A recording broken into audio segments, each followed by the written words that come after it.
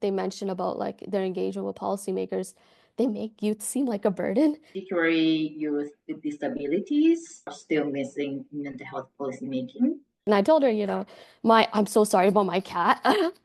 My name is Sakiko Yamaguchi. I was a member of a knowledge mobilization program of CHILD-BRIGHT Network, and I am currently postdoctoral researcher at the Douglas Research Center, where I am involved in supporting the implementation of the child mental health projects. Hi, my name is Shafniya Kanagaratnam, and I am a member of the National Youth Advocacy Council at CHILD-BRIGHT. What was the impetus behind the creation of this youth engagement guide? Where did the idea come from? So the idea itself was coming from like previous study I was involved. Based on that findings, we found a gap, particularly youth with disabilities and youth with diverse ethnic backgrounds are still missing in mental health policymaking, even though they're very much motivated to participate in mental health policymaking, but they feel that they're frustrated after their participation because of not being informed of what happens after their involvement. So based on those findings that we decided to create something that can be tangible and helpful for youth and policymakers. Sakiko and I were actually working on another project at the time, and CEU project. the CU project, yeah. And I remember it was our first meeting, and then Sakiko asked like, why? What was my interest? Why did I join CHILD-BRIGHT? And I told her, I'm so sorry about my cat. Mina.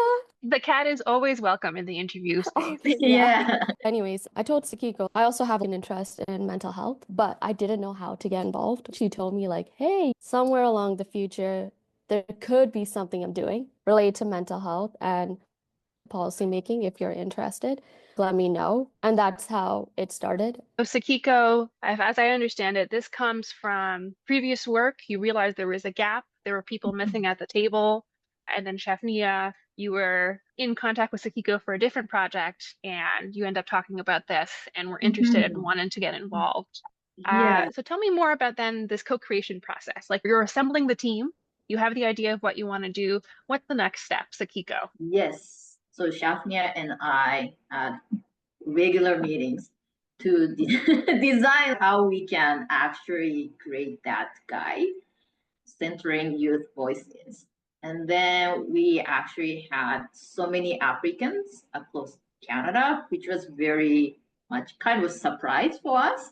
So we decided to have a series of workshops. So we started as like a simple workshop frame, and then from our CU project, we got some learning, some of the tips to create more youth-friendly environment, starting with some those ice-breaking questions, some more interactive activities, and providing multiple options for youth to engage, including some anonymous way of engagement. Shafniya and I shared some ideas to design a workshop. And then, but also as we started, young people were also saying that they're also interested in planning as well. So we also open up that opportunities. So it was very like evolving process. Ideas based on the questions we asked during the workshops became like a content of the guide. But at the same time, how we designed the workshop was also being created throughout that process. When Sakiko introduced that co-developing process, I was like, wow, this is a great opportunity because a lot of the youth expressed that it was a lot of one-sided with their involvement. But in this opportunity, we asked, what are your solutions? What are your lived experience? How do you believe we should display it? They gave us feedback each time. They're like, no, certain lived experience or certain suggestions should be displayed like this. They were involved from start to finish. We just laid that basic groundwork for them. It makes sense for the co-creation of a guide about youth engagement. You want to be incorporating best practices for youth engagement as you create it. So it sounds like you've really done that. And I would love to know, you mentioned a little bit about how you put it together to optimize engagement, but can you each share maybe your top tip or the most important thing to keep in mind when you want to engage youth? in this kind of co-creation process or in mental health policymaking? I'd say the biggest thing you have to understand, especially when it comes to youth and especially when it comes to talking about mental health, is trying to understand their communication, the listener, the message, and the receiver. I think it's very easy to forget when you're engaging with youth in mental health because you assume that all youth speak the same way. We noticed that sometimes there was conflict among participants based on the ideas shared, and we realized like at certain times they were disagreeing with the message, but it was maybe because how one youth might have conveyed the message might have elicited some sort of feeling, right, towards the listener, and it might have made them feel that way. And when they respond, it goes to a back and forth. So I think it's important to, like, even as facilitators, to understand what your role is in trying to either apply that sort of like critical thinking. Taking a break is one thing, but we also want to make sure, okay, sometime if we do give that type of clarification, hey, did you mean this? That maybe, the other youth or the listeners, they would be like, oh, okay, I understand what you mean because the way I am so used to conveying that message is completely different. I think when you think of youth, they're like, yeah, they understand their language, they speak the same way. But 16 to 18-year-olds, the way they talk about mental health, I'd say now those who are under 20, they had the opportunity to speak more freely. I was telling Sakiko, like when I was in high school, there was nothing. That conversation was not that easy, but it's because there was never a space.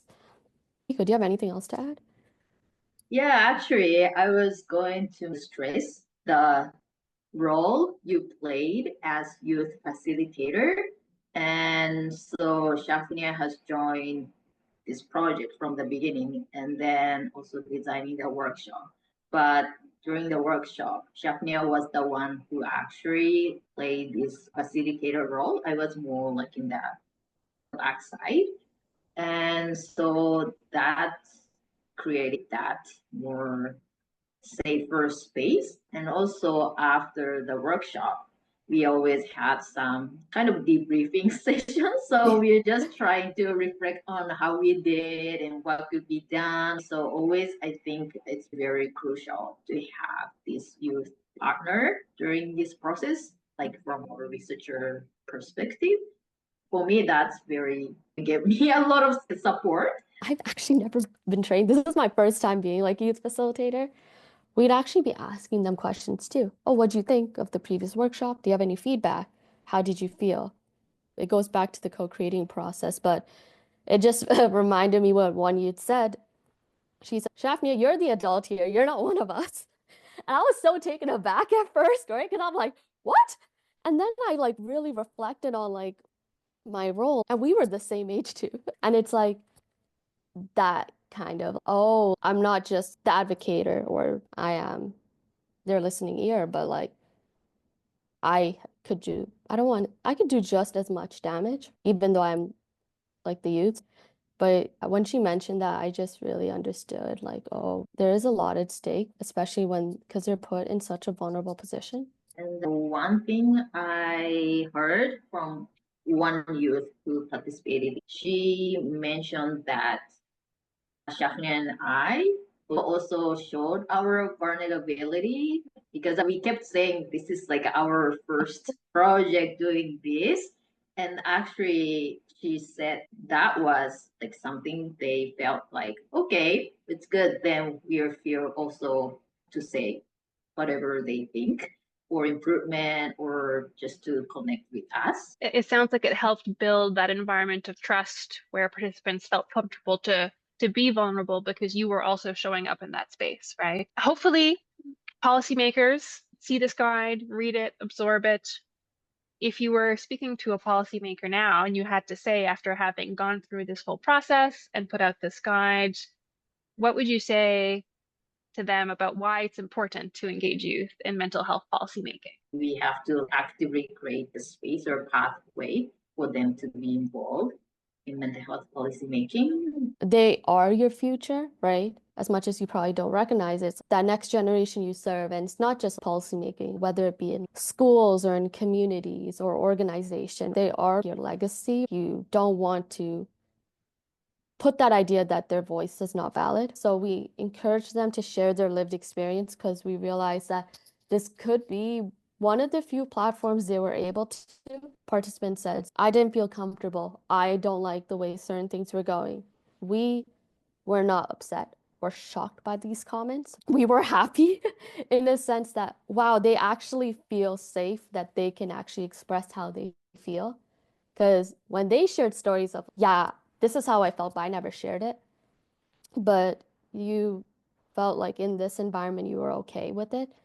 We were like, oh, so we are on the right path. But that shows that we were doing a lot with our role as trying to engage with them, that policymakers can actually do the same. Most of the time, it was just two people. It was just Sakiko and I throughout the entire summer. And they mentioned about like their engagement with policymakers. They make youth seem like a burden. And I really feel sad that many of them felt that way. And I'm pretty sure policymakers don't know. So I think it's really important to understand, look, if they had felt that way, right? Can you imagine how many other youth feel that way too? You are setting up the next generation for failure if you don't step up on your role as well.